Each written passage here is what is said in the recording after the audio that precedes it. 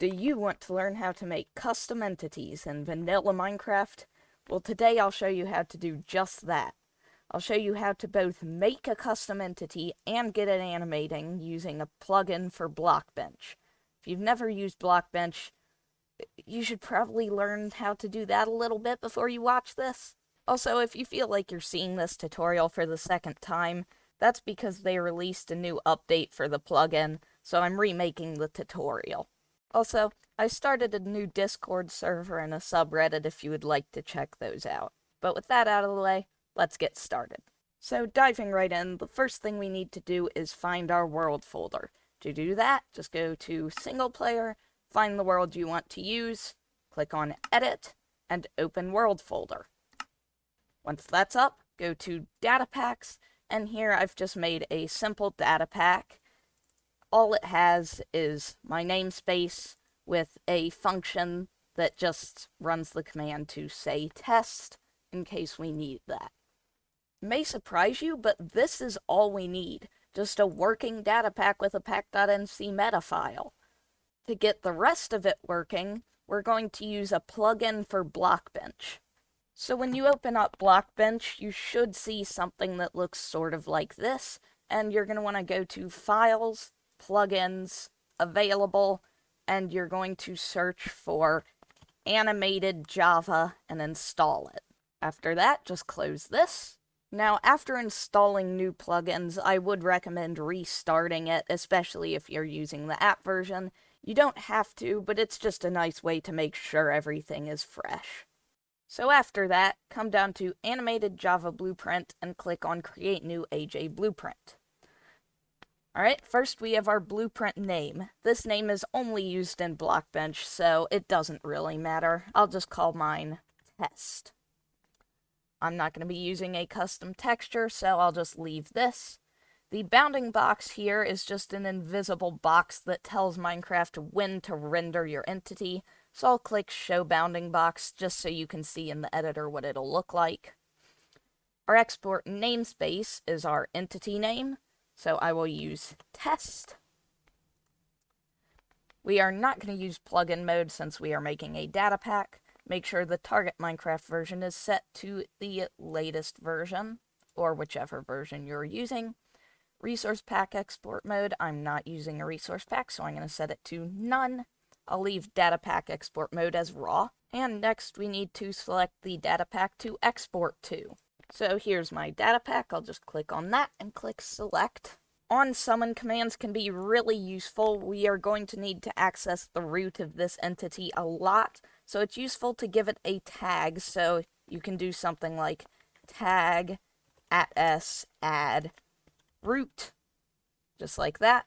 Next we have ticking commands. These are commands that will run every tick as the root, and I'm going to want to give mine an AI, so I'll use TP @s to all entities with the tag AI, and make sure you have limit equals 1, otherwise Minecraft will freak out.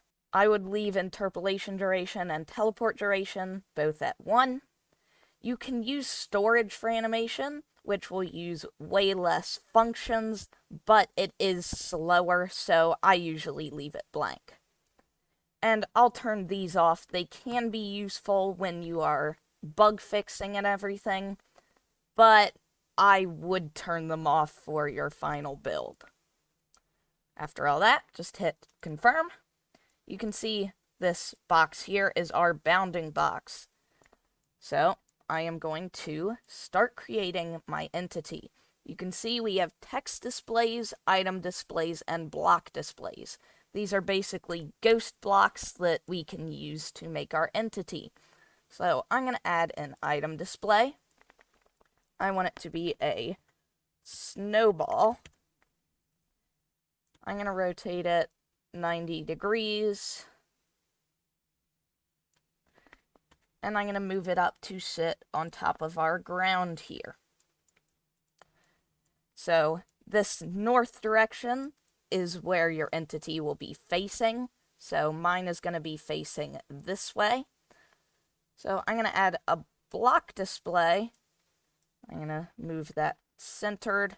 I'm going to drag it up to be about in the middle. And I want this to be a snow block. You can copy and paste that. Drag it on top. And I'm going to use a carved pumpkin. Just like that. You can see I have kind of like a little snow golem. Down here, if you are using a custom resource pack, you can add variants. Variants are basically just places where you can swap between using different textures. For example, I could swap and use a glowing jack-o'-lantern instead, but I'm not using a custom resource pack, so I'm just going to delete that. If you want to put multiple things under the same bone, you can add a group to do that, and then just drag the ones you want under that bone. But the only thing I'm going to have animating is this item display, so I don't really need to do that. Speaking of which, let's go up to Animate. Now, here you should see our keyframe graph down here, and if you've ever used something like a video editor, you should know what this is. To get started, we need to add a new animation, so click this button up here, Add Animation. I'm going to call mine Walk. I'm going to set it to Loop. And all I need is the item display, so I'll drag the block displays into excluded nodes. Hit Confirm, and we have a walk animation.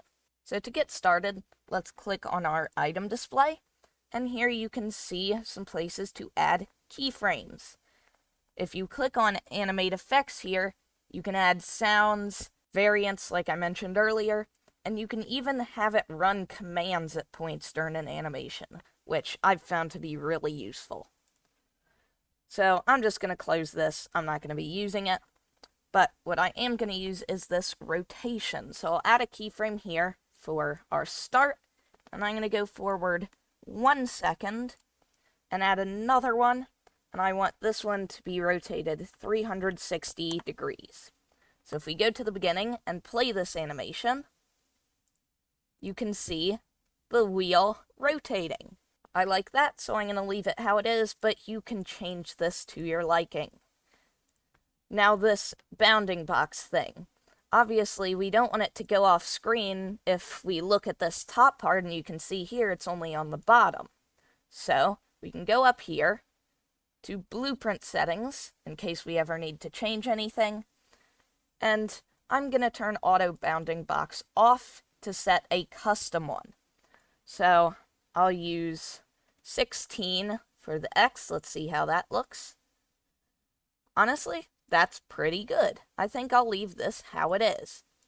So you can just fiddle around with this until your entire entity is inside the box. And once you're done, come up here to Animated Java again, and just click Export. After that, go back into Minecraft. We can either hit cancel or save, it doesn't matter, and just start your world. Now that I'm in here, we can spawn our entity.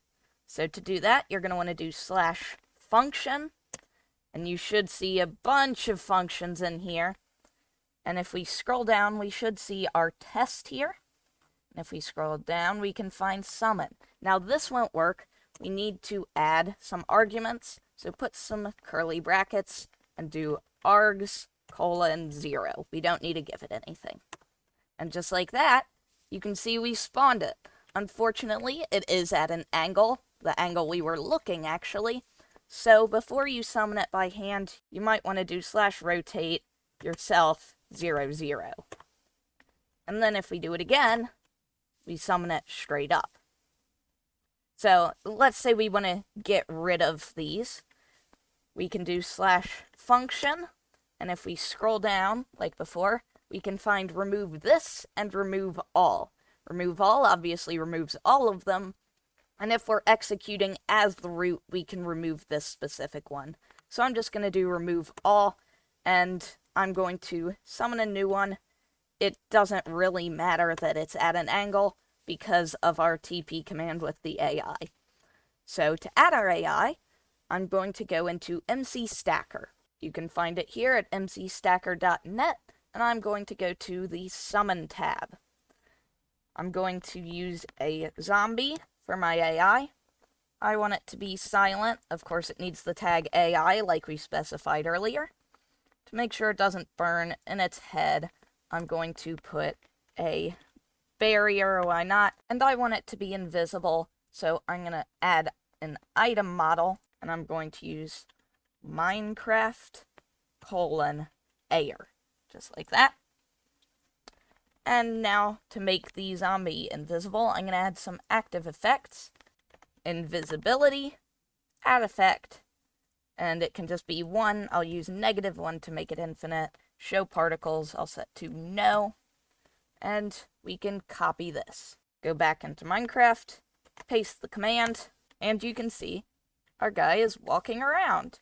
If we switch into survival, it'll start to chase us, but you might notice that the wheel isn't moving. So if I go back into creative to make this work, we need to execute as the root. So if you remember before, we tagged it with root. So we can do execute as all entities with the tag root. And I'll do run function, scroll down a bit, and here you can see we have play, pause, resume, and stop. We have the other things. We can set the frame, next frame, and all that, but these are the main ones that you are going to use. So if I do play, you can see the wheel is moving now. And if I switch to survival, we can get him to follow us, and you can see the wheel moving there. And since it's a zombie, it will hurt us if we get too close. And the funny part is that it looking up makes it tilt. You can change that if you want by using a separate /rotate command and making sure that it always faces forward on the Y. But I kinda like it, so I'm gonna leave it how it is. So I hope this tutorial was helpful to you. If it was, please consider liking and subscribing. I'm pretty new to the YouTube scene, and it would help me out a ton. But with that, I'll see you next time. Bye!